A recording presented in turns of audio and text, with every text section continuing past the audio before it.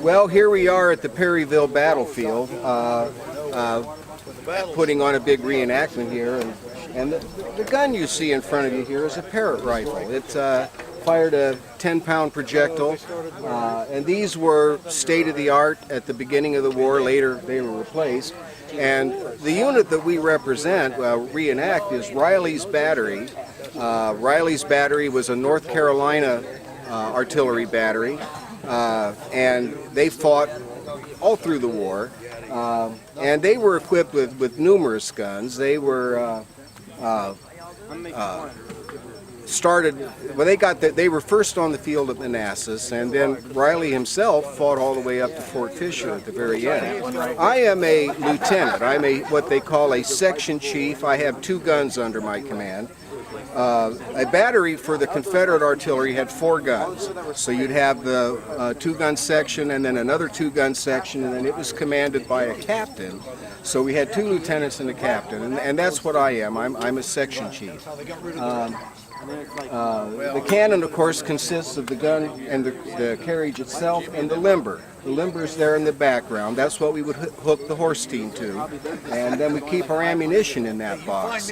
And then you can't. We don't have it here, but historically there would be then behind us an extra ammunition wagon called a caisson. It would have reserve ammunition, and then behind that yet even more. And so while the battle's going on, they would be continually replenishing our ammunition by bringing more of these boxes up. Here at Perryville, this 10-pound gun could command this entire battlefield. There wasn't anything that you can see here that we couldn't hit, providing we could see it. And the gunners were pretty good. They didn't, you know, if I wanted to knock out that truck over there on that hill, which y'all can't see because of the video, but I could hit it. I could hit it over and over again. How did you sight the gun? How would you aim it other than just looking over the top? The Parrott rifle had a unique sight system. They had a sight that would go right here on the trunnion, and then there was another sight that fit. The rear sight fit into a socket on that side, and you could adjust it for elevation, windage. And the gunners, of course, were experienced enough that they had a pretty general idea which way to point to get started. And they would sight that gun in, just like a rifle. They would fire the shot, see where it hit, and then adjust accordingly. And but now there were guns that you had to fire just with notches cut into the muzzle and the breech, and just sight down them. The older guns especially. But by this time we were pretty modern, so we had adjustable sights. Wouldn't the gun, when it was fired, roll back out of battery? Absolutely. So they'd have to roll it back. Did they mark the wheel locations? Yes, they did. They would not only mark the wheel, but they would mark the point on the ground, usually with a stake, so they could go right back to where it was. The gun would jump back, depending on the terrain and the load, 3, 4, even 5 feet, and we'd have to wheel it back into battery between every shot. And we won't be doing that here because these blanks don't generate that kind of breech pressure. But in real life, yes, we'd have to bring her back down every shot. So each time they get ready to shoot, of course it's empty now. Can you talk me through the process, the ramming, the exact loading mechanism of how it's done? There were 4 basic commands to firing a field piece at this time. The first command was load, ready, fire, and then we use ceasefire after that. And in the load sequence, the man up front, we call number 1, he brings the bore mop, this thing right here, this sponge, runs it all the way in, turns it, pulls it out, and then he turns around and he takes the rammer head part and he puts that rammer head right there. Now, while he's doing that, number 2 comes up and goes into the wheel and faces backwards, ready to accept the powder load. Now, the number 3 over here, he immediately goes over when the load starts and places his thumb on this touch hole to keep any wind, breeze from coming through. And he's like this. His arm is up like this so we can sight. Remember I told you that sight was right here? So his arm is up like this.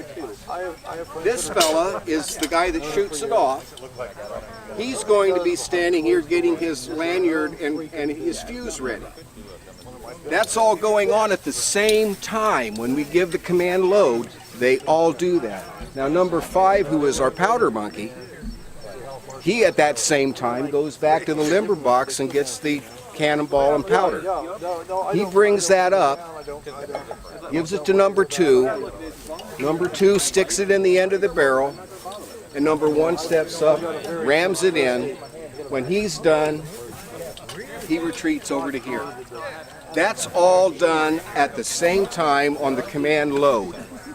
On the command ready, the number 2 man takes what we call a vent prick. He sticks it down that touch hole that he was holding, and it pierces the powder bag in the bottom of the barrel so that the spark can get into it. Number 4, puts the primer in, shakes out the lanyard, gets it tight, tells number 3 to get back out of the way, and he's ready to go. At that point, the gunner gives the command to fire.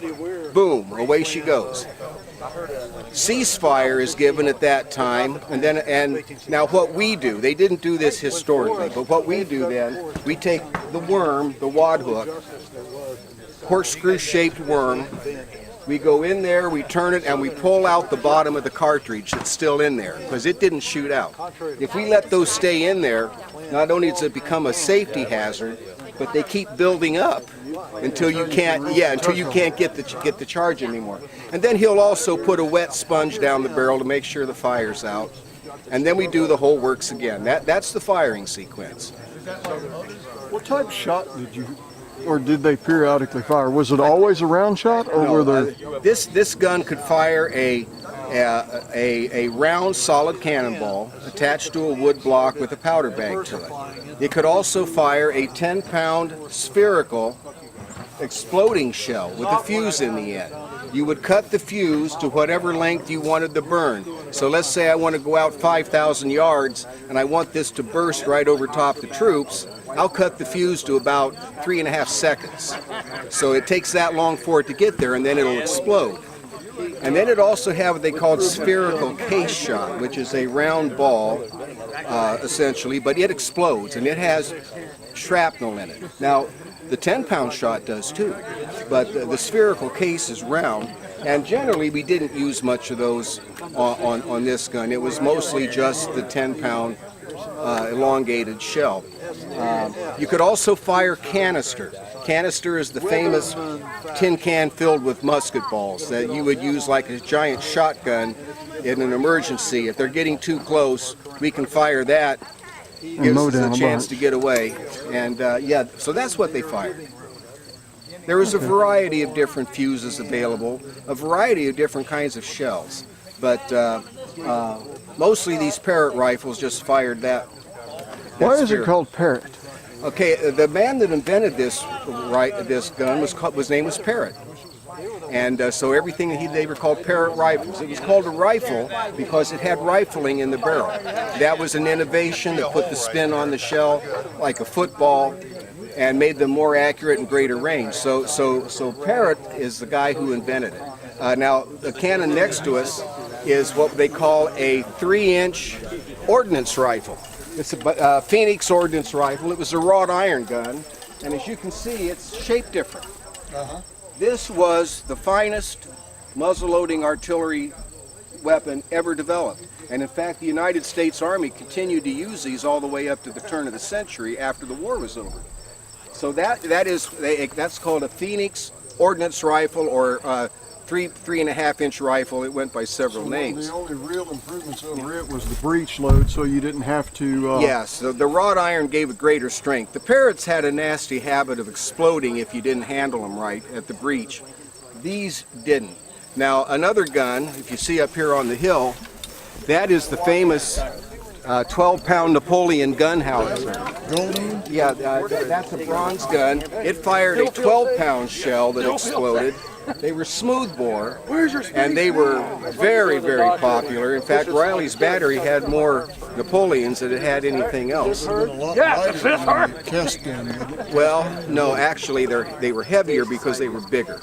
But yes, but they were very versatile, and the nice thing about a bronze gun, it made them easy to cast when the bore was shot out. They could very easily cast another one from that metal, and they were a popular gun all the way through the war, from the very beginning to the very end. Now, the Confederates actually made some iron ones, but for the most part they were bronze. So those are the three major guns that you would have seen, field guns in the Civil War. Just out of curiosity, I know the red identifies you as artillery. In fact, that's still done today in the military. But what else on your uniform distinguishes you, not only as an artillery, but your rank? And like I noticed the markings on your hat. As a lieutenant, I'm a lieutenant as a section chief. So one strip of gold braid designates a lieutenant.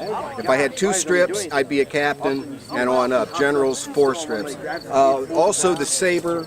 It's a rank distinction. It's actually pretty much useless. I just have it here as a distinction of rank. Now, I would have ridden up here on a horse, and so this would have been dangling down at the horse in case I got tangled up with some Union cavalry or something. I could defend myself with the saber. That's why I have it. The revolver, carried by NCOs and officers, they were pretty useless too. You could call it rank. But the sash, the sash is a rank designation. As an officer, I would have this, being that I portray a guy who was in the Union Army before the war started. I'm still wearing my Union Army officer's belt buckle. It's the only one I had, so I've been using it ever since the beginning of the war. But yeah, generally speaking, the red crown, the braid, that all distinguishes me as being an officer. Now, real life, a lot of officers wouldn't wear this stuff. The men knew they were officers. And the reason why is I'd have a whole bunch of sharpshooters down there trying to pick me off. So if I'm in any kind of danger of being shot by a Berdan sharpshooter, I'm going to be taking this jacket and all these distinctions off. So you look like just any other Yeah, just crew I look like gun. the rest of the crew. But here in this battle, we're pretty safe. And my appearance, I'm not necessarily representing a wealthy officer, but I'm not representing a poor one either. I probably got some family backing me up that sends me things. I get paid well enough. I get what I need through the supply train. The rest of the men would have had a rougher time of it. But North Carolina had the best reputation for keeping their troops supplied of any state during the war. Their officers were no exception. They right up to the end of the war, the North Carolina troops were well uniformed and well equipped.